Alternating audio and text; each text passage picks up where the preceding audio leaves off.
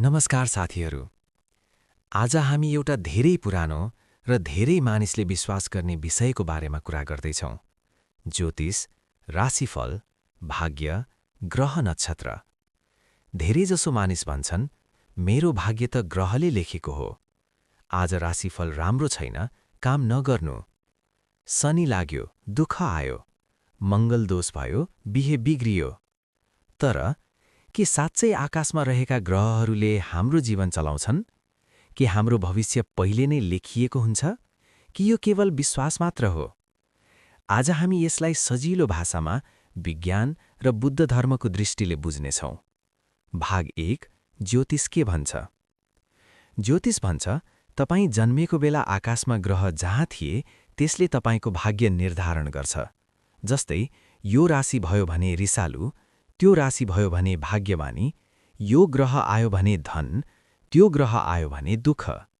सुन्दा रमाइलो लाग्छ, अलि रहस्यमय पनि लाग्छ। मानिसलाई लाग्छ, ओहो, मेरो जीवन त पहिल्यै लेखिएको रहेछ। तर अब सोचौँ। भाग 2, सानो प्रश्न।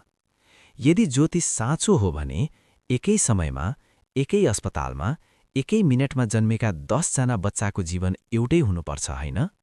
सबैको पढाइ उस्तै, बिहे उस्तै, पैसा उस्तै, रोग उस्तै। तर वास्तविक जीवनमा यस्तो हुन्छ त? हुँदैन।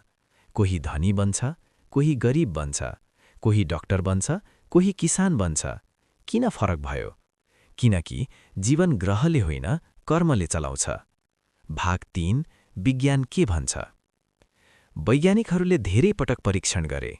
जन्मकुण्डली हेरेर मानिसको स्वभाव मिल्छ कि मिल्दैन भनेर जाँच गरे। नतिजा के आयो? अनुमानभन्दा राम्रो भएन। अर्को कुरा, ग्रहहरूको शक्ति कति हुन्छ? तपाईको छेउमा भएको कोठाको भित्ताको गुरुत्वाकर्षण शनि ग्रहभन्दाको बढी हुन्छ। त्यसैले ग्रहले तपाईको दिमाग, भाग्य, विवाह, पैसा नियन्त्रण गर्छ भन्ने कुरा वैज्ञानिक हिसाबले सम्भवै छैन। भाग 4, तर किन मिले जस्तो लाग्छ? अब तपाईँ भन्नुहोला, तर कहिलेकाहीँ राशिफल त मिल्छ नि? हो, मिले जस्तो लाग्छ। किन? मानिसको दिमागको कारण। उदाहरण, तपाईँ राम्रो हृदय भएको तर कहिलेकाहीँ दुखी हुने व्यक्ति हुनुहुन्छ। यो कुरा कसलाई नमिल्छ? सबैलाई मिल्छ। यसलाई मनोवैज्ञानिक भ्रम भन्छन्। हामी मिलेको कुरा सम्झन्छौँ, नमिलेको कुरा बिर्सन्छौँ। भाग 5, बुद्ध धर्मले के भन्छ? अब सबैभन्दा महत्त्वपूर्ण कुरा, बुद्ध धर्म। भगवान बुद्धले स्पष्ट भन्नुभएको छ, भाग्य ग्रहले बनाउँदैन, कर्मले बनाउँछ। पालीमा भनिएको छ, कम्मस्स कामयम्, अर्थात् हामी आफ्नै कर्मका मालिक हौँ।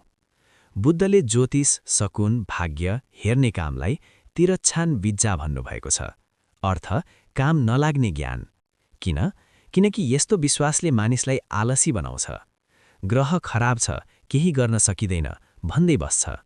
तर बुद्ध भन्छन्, ग्रह होइन, प्रयास, भाग्य होइन, कर्म, डर होइन, बुद्धि। भाग 6, साँचो शक्ति कहाँ छ?